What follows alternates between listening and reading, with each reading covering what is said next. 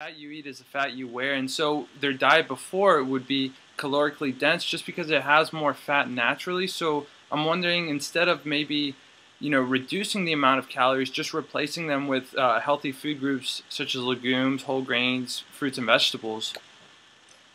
That would be a wonderful thing to do, although the studies done on fatty whole plant foods, Okay. like nuts and seeds, for example, Yeah. you would expect, because they're so calorically dense, they have so much fat in them, that if you added a handful of walnuts to your daily diet, Right. you gain weight. That's a lot of calories. Turns out that's actually not what happens.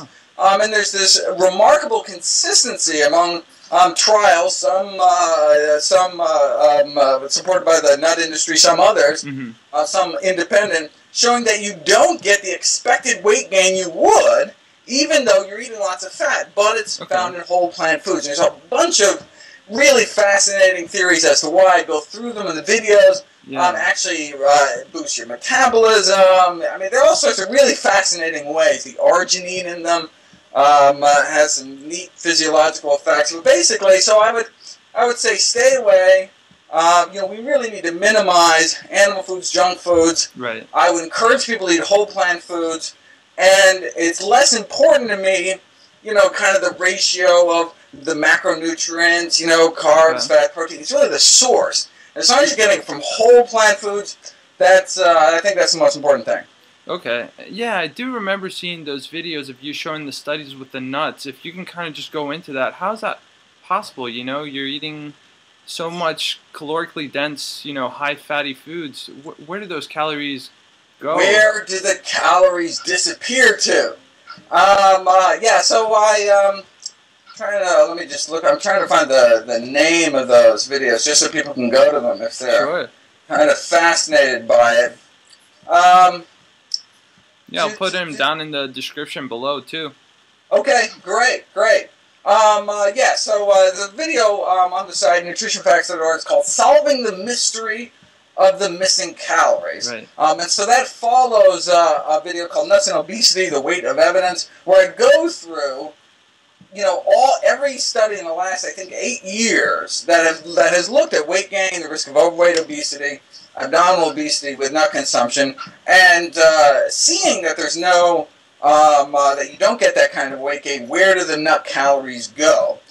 And so I talk about some of the various theories, one of which is the so-called Pistachio Principle, which basically suggests that that nuts are such a pain to eat. Like, if you had to sit down and actually eat pistachios and actually shell them each, right. it would just kind of, your body's enough already. Even just having to chew them, basically, the more chewing you have to do, the more just kind of the tedium of chewing might make people eat less overall. But that wouldn't.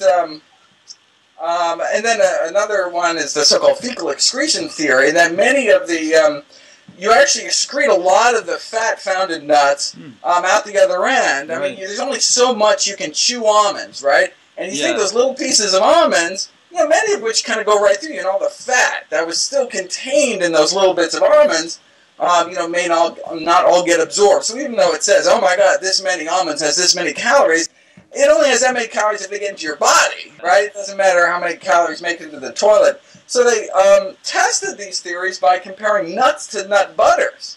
Oh, that's okay, so then look, if we say, okay, almond butter versus almonds, then almond butter, you get all that fat, right? I mean, there's no little bits, right? And you don't have to chew. I mean, you just suck it right down, right?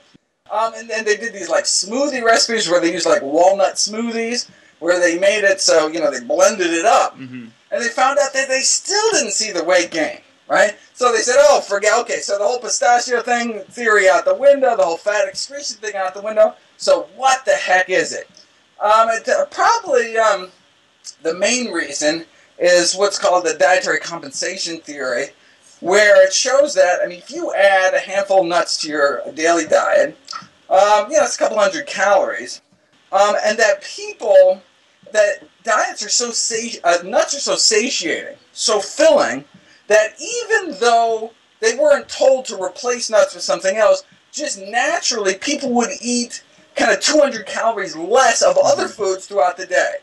And so even though they were told, just eat whatever you were eating before, but add a handful or 2 handfuls of nuts to your daily diet, they said, okay, God, I'm going to get fat. All right, but they kept eating nuts. But just because, they felt so full and they're so packed with nutrition that the body, they just ate less for supper without even thinking about it. And so if you actually calculate their diets, they were eating kind of 200 calories less without even thinking about it.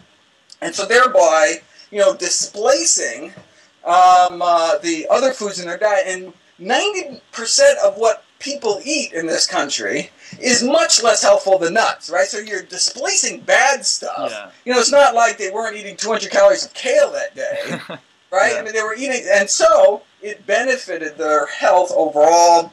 And finally, the last bit is it turns out that when we eat nuts, it actually boosts the amount of fat we burn throughout the day. So about 70% of the disappeared calories in nuts is made up for in the compensation, but there's still 30% of the calories need to be accounted for, and they appear to kind of boost metabolism such that that we actually burn more fat kind of when we sleep. Just because we're eating nuts. And whether that's because of the arginine, I have a whole video about that, or whether it's because of the polyphenols, these wonderful class of phytonutrients found in berries and green tea and other good foods, that also may kind of boost fat burning. So the combination, you add up all these pieces, and that's the 100% of calories. So I encourage people to eat a handful of nuts or seeds. Seeds are even healthier than nuts, every day. And so, you hear the typical, 4 plant food groups: fruits, vegetables, grains, and beans. Right. Whoa, what happened to nuts and seeds? What happened to mushrooms? Where do mushrooms fit in? What about herbs and spices? It's all sorts of other things. Basically, if it grew out of the ground, eat it.